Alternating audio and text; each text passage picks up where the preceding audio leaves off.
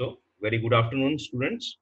So today we are going to discuss about the submerged arc welding process.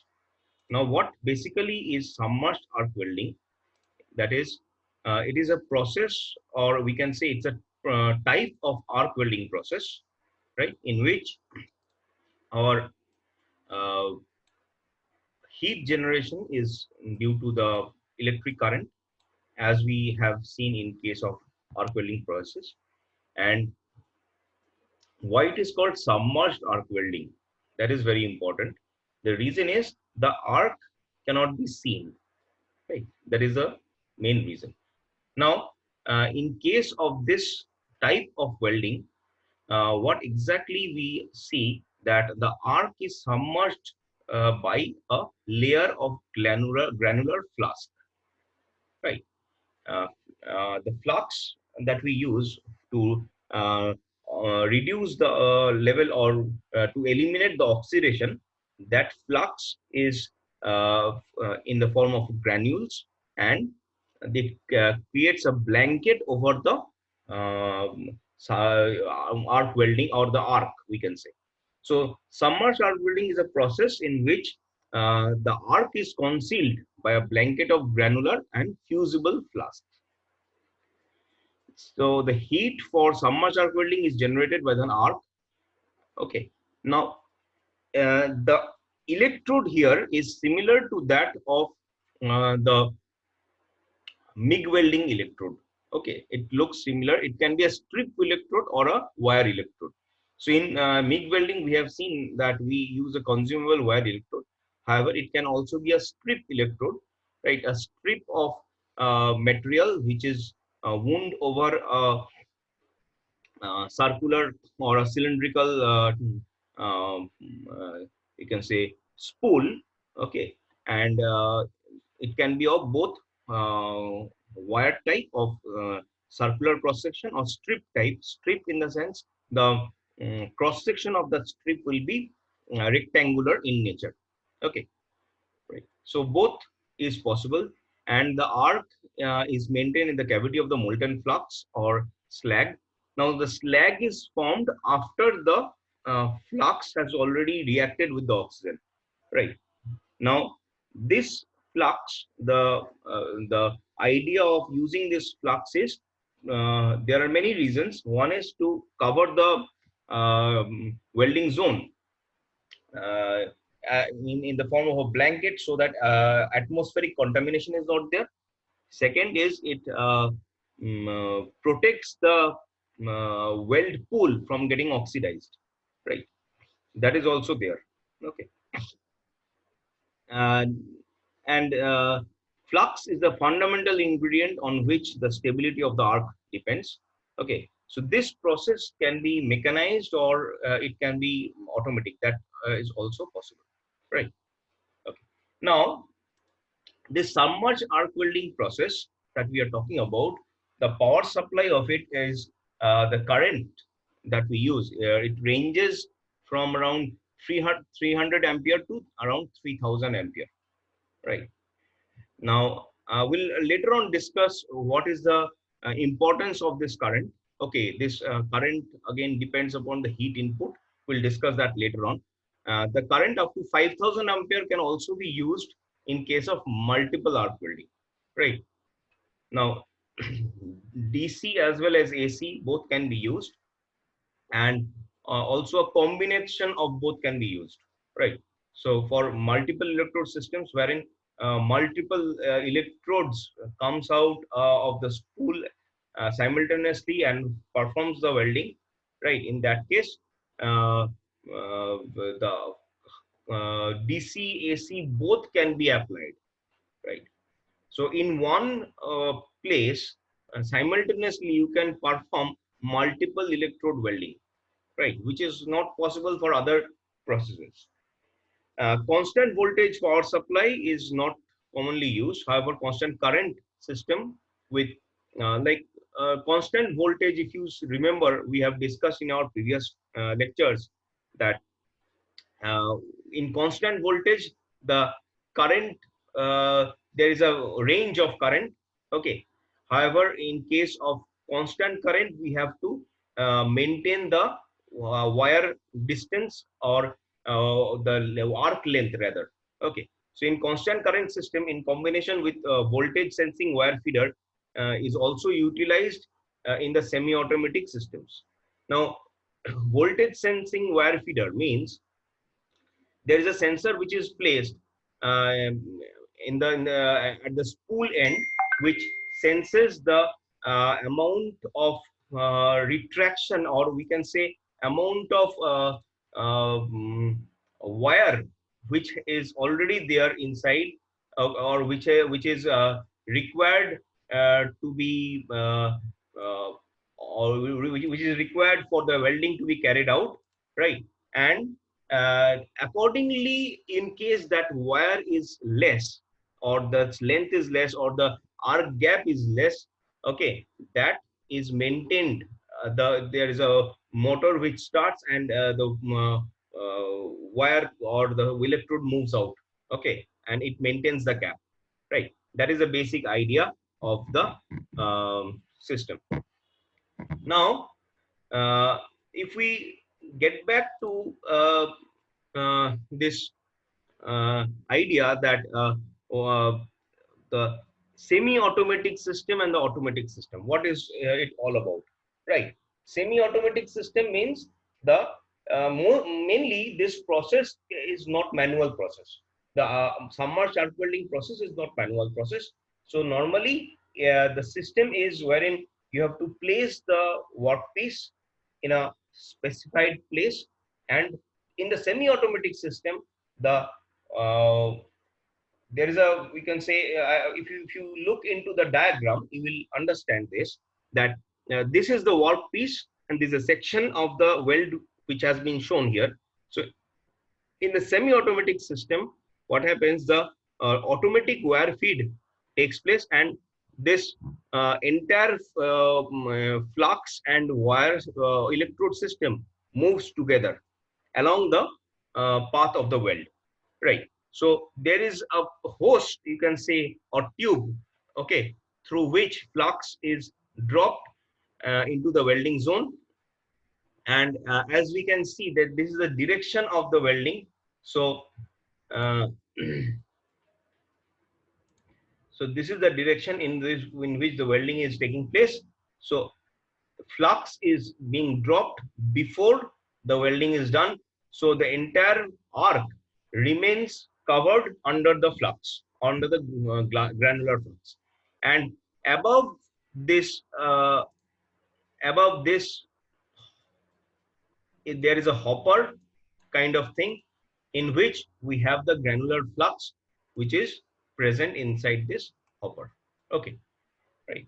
So from this hopper, now you need to manually fill in the hopper in case the granular flux exhaust.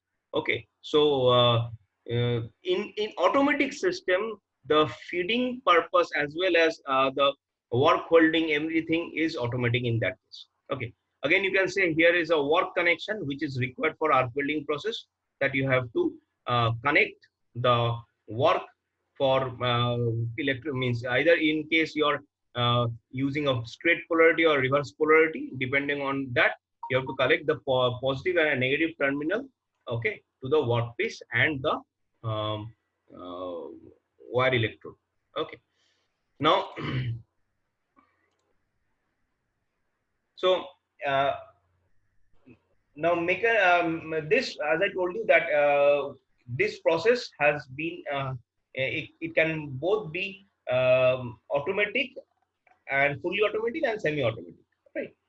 Okay, now uh, in case of the submerged welding process, uh, uh, uh, very well defined uh, groove is required to be made. So as you can see here, welding V, right? This making of V, or the groove in which the weld will be deposited, that is called edge preparation, right?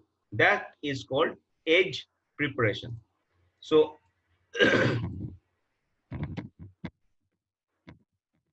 age preparation is a very important part in which we can make these groups, or we can say these kind of V or U, or this kind of structure can be made. These are called edge preparations, which are very essential in case of this submerged arc welding process, wherein if in case you are having the simple butt welding, that is also possible.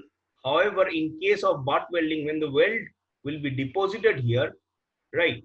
So there will be incomplete penetration. So this portion will not be covered or the metal will not reach this portion. In that case, again, you have to turn it up on the other side and then weld on this part.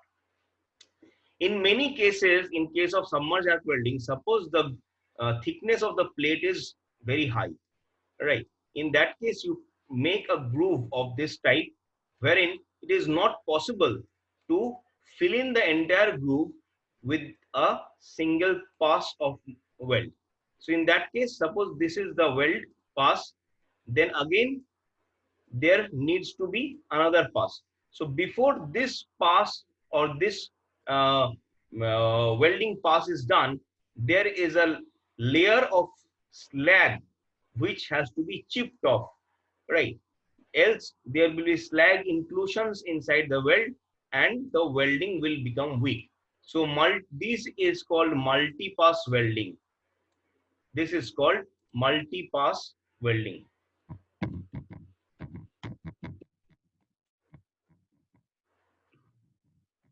Multi-pass sir welding.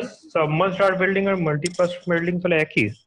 Now, submerged arc welding is a process, and multi-pass welding is uh, uh, is depositing different passes of weld, okay, on the same groove, and that is possible using multi-pass welding, using submerged arc welding, right? Normally, in case of your arc welding, we do not go for multi-pass welding because the plate thickness is not that much high. Right, is it clear? So in case the plate thickness is very high, so as you can see here in this diagram also, which has been depicted, the plate thickness is quite high, right? It is not very less. So if you're using a higher plate thickness, you will not be able to fill the entire thickness with a single pass of the weld, even if the welding speed is very slow. Okay. Now, if the welding's arc travel speed is very slow, what will happen? The heat accumulation will be very high, and definitely there will be for very these portions are called heat affected zones, right? So HAZ, right? This HAZ will be formed if you're using a very slow arc travel speed, right? These are called HAZ, right? So because what happens when the heat tries to move out, because this portion is the molten metal portion and the heat tries to move out from these portions inside the metal.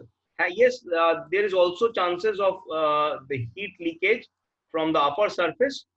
However, these interfaces of these interfaces, just give me a minute, I'll show you. These portions are the interfaces, okay? So the heat leakage also takes place from these portions. And when the heat tries to move out from these portions, what happens? This base metal is at a slightly lower temperature than the weld metal, right? So what happens? There is a temperature gradient which is formed, and due to this temperature gradient, the base metal at this portion takes up the heat from the weld zone, right? And it gets heated up. So if you think that if I am having a very thick metal, okay, metal plate, and I'll be welding it very slowly so that I'll deposit the entire cavity I'll deposit in single pass. Okay, in that case, what will happen? As you keep the weld electrode for a longer duration, this portion will high amount of heat will be generated at this portion. Okay, because again the if you increase the travel speed, the heat input will be less. Okay, the formula for the heat input is heat input equals to voltage into current divided by your speed, right? This is the formula.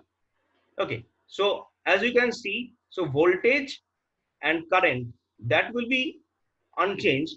However, if you reduce the travel speed, the heat input will be higher. And if the heat input is higher, this weld zone will remain in the molten stage for a longer duration of time. Okay, and definitely higher amount of heat. So higher amount or heat affected zone will be like heat affected zone means it will get heated very fast and definitely also cooled very fast due to high rate of heating and cooling. What will happen? This portion will be converted into Martensite zone. Okay, and if there is any case wherein fracture may take place, so the fracture will take place at the heat affected zones. So these are the places where the fracture can take place. So the weld zone will not get fractured. However, the juncture between the weld zone and the base metal, the fracture will start, and the entire structure will fail. Okay, so that is not really desirable. So we go for multi-pass welding. So the multi-pass welding is a feature wherein we use submerged arc welding and deposit metal in layer by layer. So in the same groove, you deposit the metal in different passes, not in the single pass. Is this thing clear to you? Any doubt regarding this? Regarding multi-pass? No, sir. Yes? Hello? So why are we dividing it by speed? Because the heat input. This is the formula for heat input. Okay, that is the amount of you just try to calculate it according to your dimensional analysis. You do the dimensional analysis, you will be able to find out. Okay, that this is the amount of heat that goes in. So normally we know that voltage into current is your power. Okay, and heat is the amount of energy, right? So power into your you can say power into time will be the energy. Okay, so that is how we are getting this heat input. Okay, Okay, so sir. that way this is the formula we use, and that is why we'll discuss again this later on about the heat input. I was just trying to explain this factor, why we do the multi-pass welding and why we do not go for single pass welding, right? Because you may think that we can also deposit the if we just move the material, the uh, electrode very slowly. In that case, the deposition will take place at one single place for a higher or high time, and what will happen? More material will be deposited, so we will not require the multi-pass welding.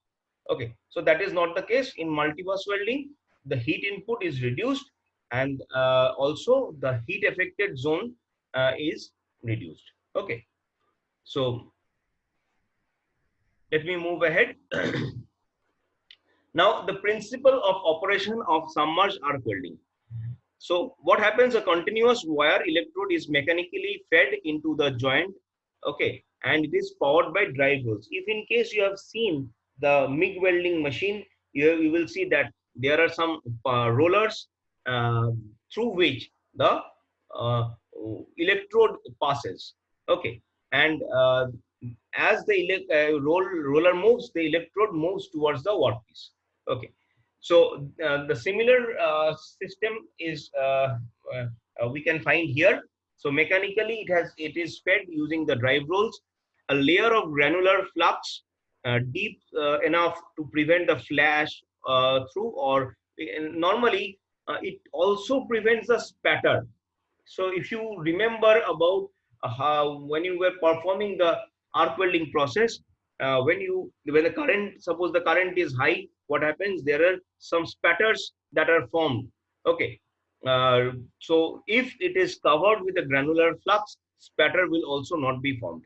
So it prevents the flash through, and is being deposited in front of the arc.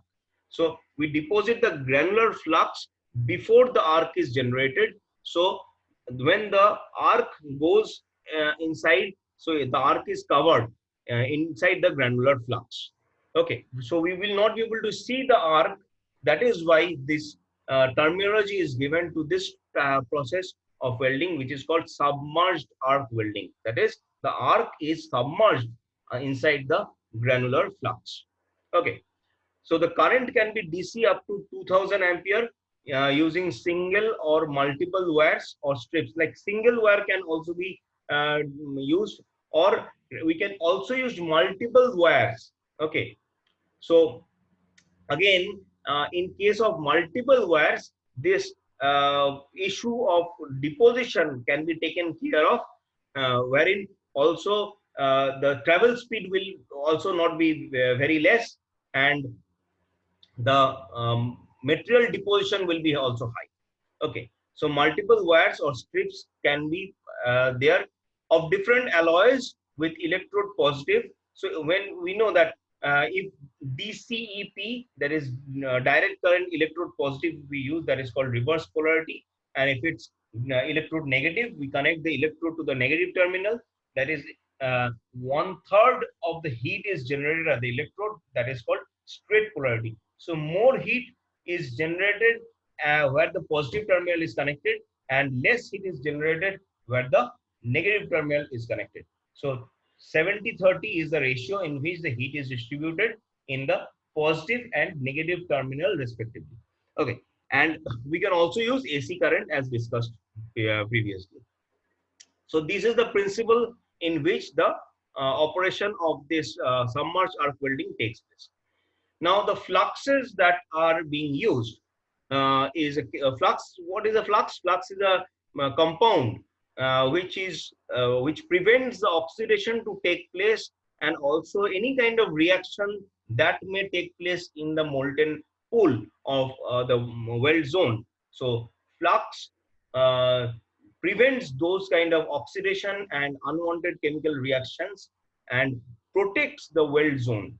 Okay, so if oxidation takes place, what will happen?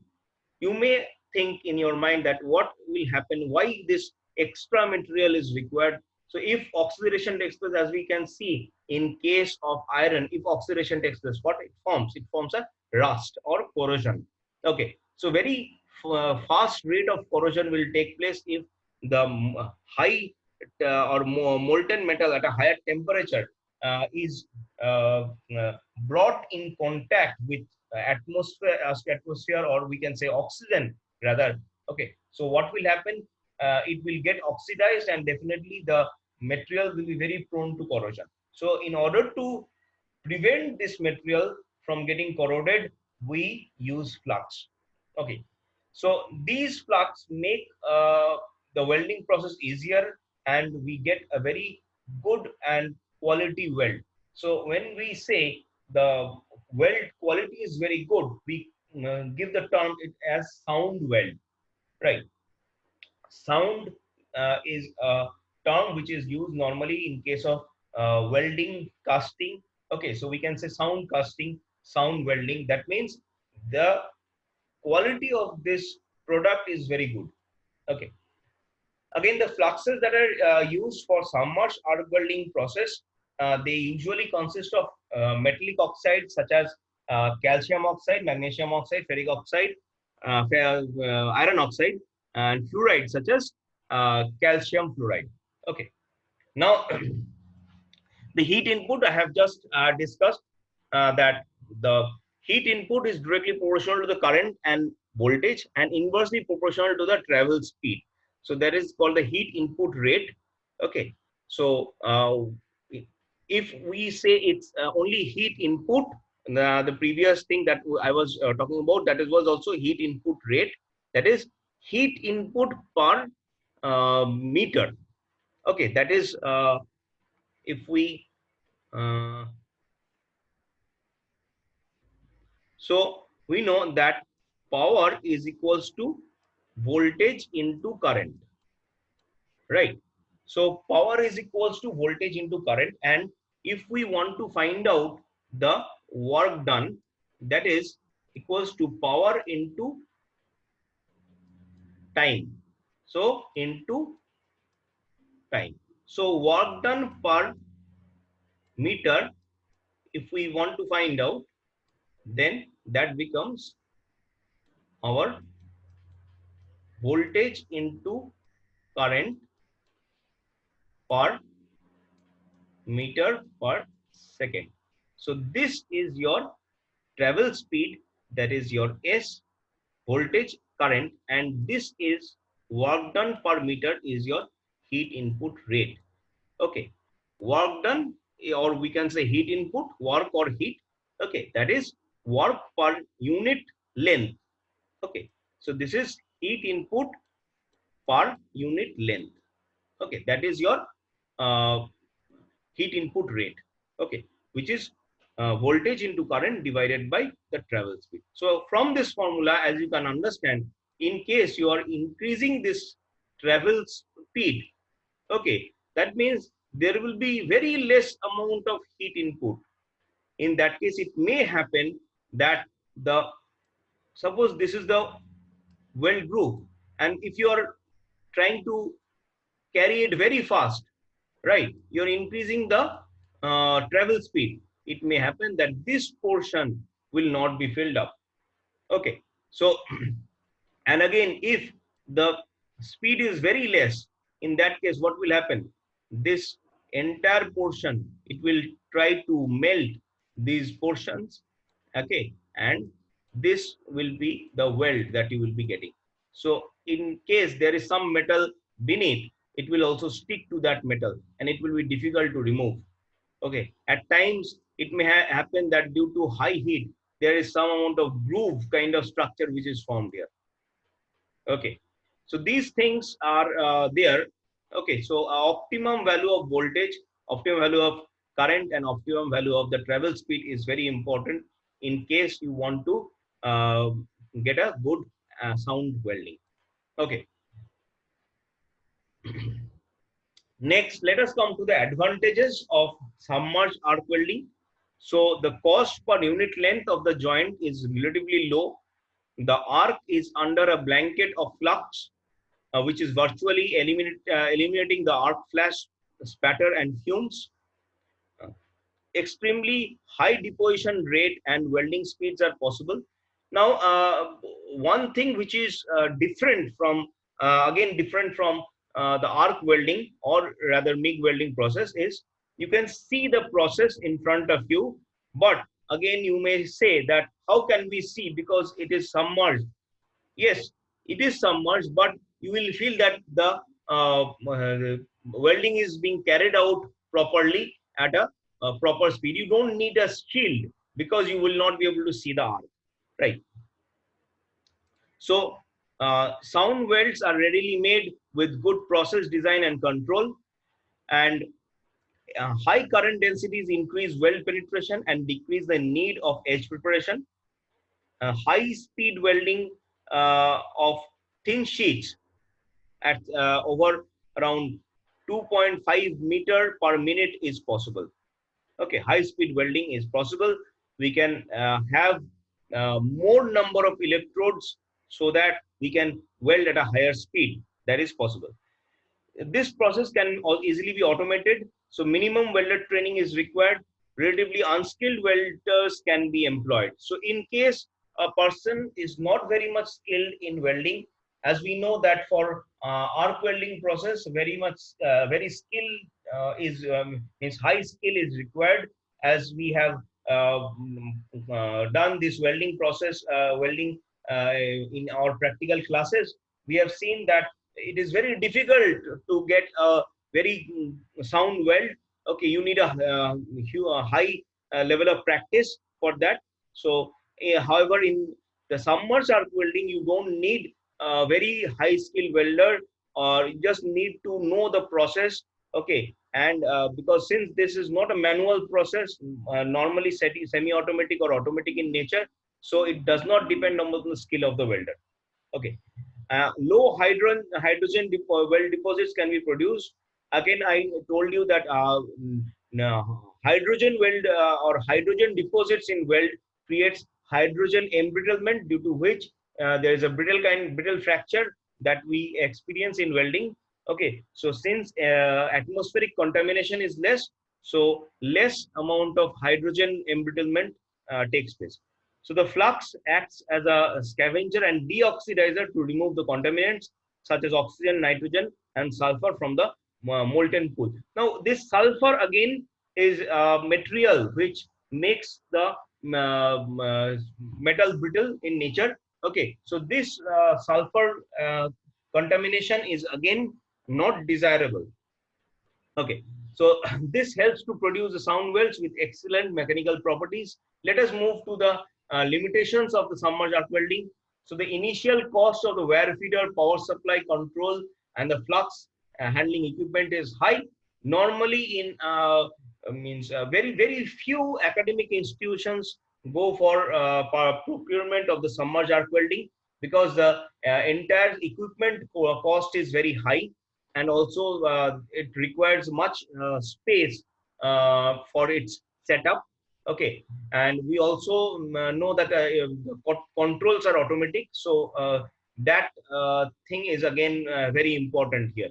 Okay, so limited to ferrous steel or stainless steel and some nickel based alloys, because the high heat in means heat input is very high. Submerged arc welding is like mostly used to join thicker materials. Okay, the thicker plates, and the steels which are more than say 6.4 thick, we use this process for welding that kind of materials.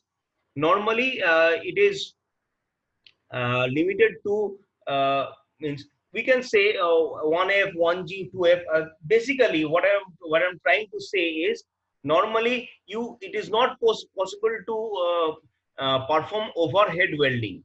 Okay, you can maximum perform the welding like suppose if you are making a T joint, and you are making a normal butt joint, or we can say lap joint. These type of joints are possible. However, vertical welding or overhead welding is not possible in case of submerged arc welding. So whatever welding process or whatever positions are there, normally horizontal processes are possible, because the granular flux will be dropped under gravity. So in case you are performing any kind of vertical welding, so you cannot cover the welding zone with the granular flux if you're using or if you're going for a different position rather than the horizontal position. Okay, so normally limited to long straight seams or rotating pipes or vessels require a relatively troublesome flux handling system. Flux and slag residues can present a health and safety issue, so requires interpass and post weld slag removal. So these are the limitations. Let us look into the applications of submerged arc welding process. So used to build up parts and overlays with stainless or wear resistant steel, manufacturing of ships, heavy structural components of bridges. It is widely used for repairing of machine parts by depositing cladding and hard facing beads, fabrication of pipes, penstock, pressure vessels, boilers. Like someone was saying the previous day that can we means go for seam welding in case of boilers? No, I told you that in case of boilers, the shell thickness is quite high. So we will rather go for submerged arc welding, okay, and not seam welding.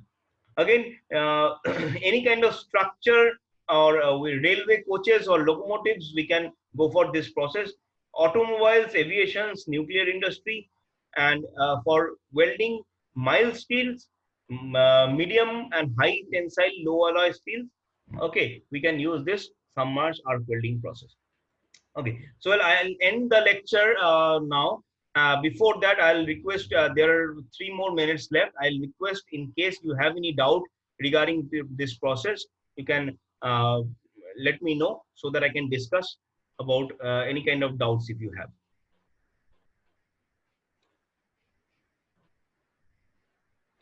I'll request you to just mention your roll numbers in the chat box so that you can I can give your attendance.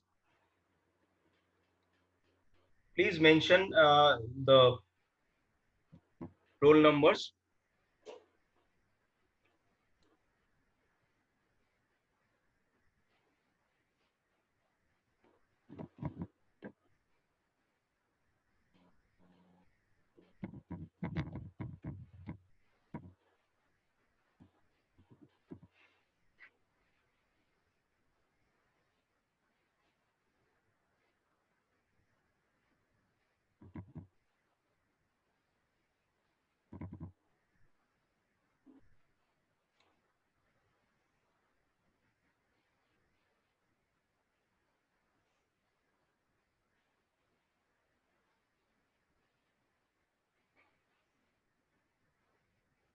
Okay, so I believe all of you have given your roll numbers.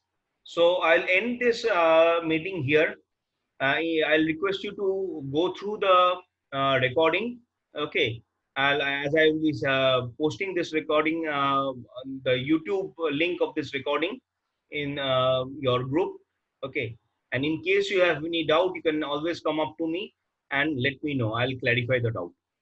So we'll again meet at 3:20. Okay, so I'll post the information once I start the meeting. Thank you very much for attending the lecture.